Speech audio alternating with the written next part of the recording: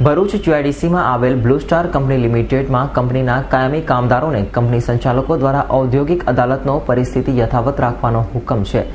છતાં કામદારોની વિવિધ જગ્યાએ પરપ્રાંતમાં આવેલ કંપની બ્રાન્ચમાં બદલીના ઓર્ડર કરી દેતા તેમની સામે પણ ઔદ્યોગિક અદાલતે કામદારોની તરફેણમાં બદલી નહીં કરવી અને સ્થિતિ યથાવત રાખવાનો હુકમ કરતા આજે કામદારો ફરજ ઉપર હાજર થવા જતાં તેમને કંપનીની અંદર ન જવા દઈ હાઈકોર્ટના હુકમનો અનાદર કરતા આક્રોશ ફેલાયો છે. કંપની કામદારોએ કંપનીના ગેટની બહાર જ ઊભા રહી સંચાલકોની આક્રોશશાહી સામે આવતી 25મીથી આંદોલનનું રણસીંગું ફૂંકી નાખ્યાનું ન્યાયની માંગણી કરવાની તજવીજ હાથ ધરી છે.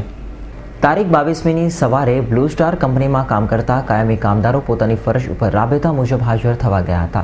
ત્યારે કંપનીના સંચાલકોએ તેમને કંપનીના ગેટમાં પણ ન પ્રવેશ આપીને તેમને તેમના કામથી વંચિત કરતા હોબાળો મચી જવા પામ્યો હતો.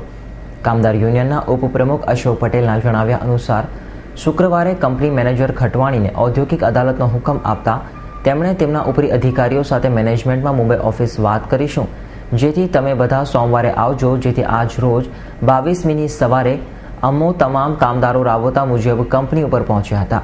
પરંતુ કંપનીમાં સિનિયર મેનેજર ખટવાણી નથીનો જવાબ આપીને કામદારોને ગેટની અંદર પણ પ્રવેશતા રોકવામાં આવ્યા હતા. કંપનીના એચઆર મેનેજર વિજયસિંહ પરમારે મીડિયા સામે ખટવાણી સાહેબને પૂછ્યા વગર કશું પણ જણાવવાનો ઇનકાર કર્યો હતો. પહેલા મનાઈ હુકમ લાવ્યા છતાં કંપનીએ અમોને અંદર લીધા નહીં અને કાયદાની અગેન્સ્ટમાં જઈને કંપનીએ કાયદાની વિરુદ્ધ ગઈ છે અને લોકોને રોડ પર લાવ્યા અને 18 વ્યક્તિ જે કંઈક બચેલા છે તે લોકોને ચેન્નઈ, દિલ્હી, કલકત્તા, બોમ્બે, ગુડગાંવ, ઇન્દોર, બરોડા જેવી જગ્યાઓએ આ લોકોને ટ્રાન્સફર આપી દીધી છે. અત્યારે કંપનીમાં યથાવત પરિસ્થિતિનો ઓર્ડર હોવા છતાં નેક્સ્ટ બીજો ઓર્ડર પણ લાવ્યા છતાં પણ મનાઈ હુકમને અનાદર કરીને મજૂર અદાલતનો મનાઈ હુકમને અનાદર કરીને આ લોકો કાયદાની વિરુદ્ધ કામ કરી રહ્યા છે. અમારે એકચ્યુઅલી એટલું જ કહેવાનું છે કે આ મનાઈ યથાવત પરિસ્થિતિ છે તે યથાવત પરિસ્થિતિ જાળવી રાખી, મતલબ કંપનીમાં અમને અંદર લો તમે અને કાયદા વિરુદ્ધ કોઈ કામ કરો નહીં. અને એ લોકો એકતરફી નિર્ણય લે છે કે તમે એકતરફી નિર્ણય લીધેલો છે, તો એ એકતરફી નિર્ણય એ લોકો કઈ રીતે કહી શકે, મતલબ કે એકતરફી નિર્ણય એ અદાલતને અમને રજૂ કરવા દો, ત્યાર પછી તમે જે કંઈ હોય તે કરો. પણ અમને અત્યારે રોજીથી વંચિત રાખીને તમે બહાર રાખો એ યોગ્ય નથી.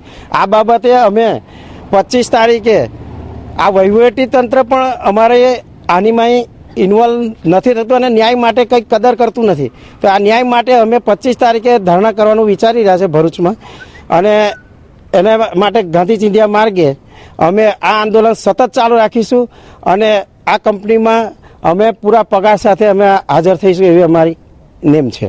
સંસ્થામાં 100થી વધુ કામદારો કામ કરતા હતા. આજે પરિસ્થિતિ એવી છે કે 19 કામદારો જે બાકી રહ્યા હતા એ કામદારોને યથાવત પરિસ્થિતિ જાળવી રાખવી, એમની નોકરીની શરતોમાં કોઈ ફેરફાર કરવો નહીં એવો ઔદ્યોગિક અદાલતનો અમે મનાઈ હુકમ મેળવેલો હતો.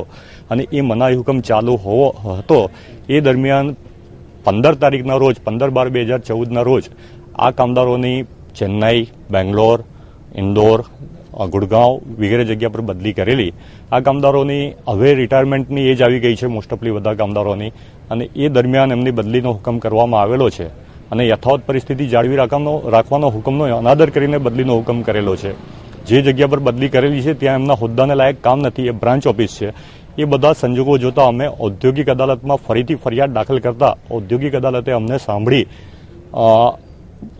જે બદલીનો હુકમ છે એ બદલીનો હુકમ સ્થગિત કરતો હુકમ કરેલ છે એ પણ હુકમ અમને બજાવ્યો છે સંસ્થાને.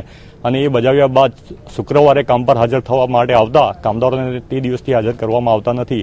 રોજે રોજ કામદારો અહીં ફરજ પર હાજર થવા માટે આવે છે, સંસ્થા એમને હાજર કરતી નથી અને કોર્ટના હુકમનું સતતપણે એનું અનાદર કરતી આવેલી છે. અમારે જે એમને અનાદરનું કૃત્ય છે એ બદલ ગુજરાત હાઈકોર્ટમાં પણ રજૂઆત કરવાની ફરજ પડશે. અને જો આ પ્રશ્નોનું નિરાકરણ નહીં આવે, વહીવટીતંત્ર એમાં રસ ન લે, કામદારોને ફરજ પર ન હાજર કરે, તો અમારે ના છૂટકે ગાંધી ચિંધ્યા માર્ગે આંદોલન કરવાની પણ ફરજ પડશે. બ્લુ સ્ટાર કંપનીના કામદાર યુનિયનના પ્રતિનિધિ અને એડવોકેટ આસિફ શેખના કહેવા મુજબ કંપની સંચાલકોએ મનાઈ હુકમ હોવા છતાં પણ આજરોજ 25થી વધુ કામદારોની બેંગ્લોર, ઇન્દોર, ચેન્નાઈ અને ગુડગાંવ સહિત અન્ય રાજ્યોમાં આવેલ કંપનીની શાખાઓ પર બદલી કરી છે. આ કામદારો આજે 50 વર્ષની વય ધરાવે છે અને પોતાના કુટુંબીજનો સાથે પરપ્રાંતમાં જઈને નોકરી કરી શકે તેમ નથી. કામદારોને હેરાન કરવા માટે જ આ કાર્ય કરવામાં આવ્યું છે, જેના કારણે ઔદ્યોગિક શાંતિ જોખમાય તેમ છે. અવી સૈયદ, S9 ન્યૂઝ ભરૂચ.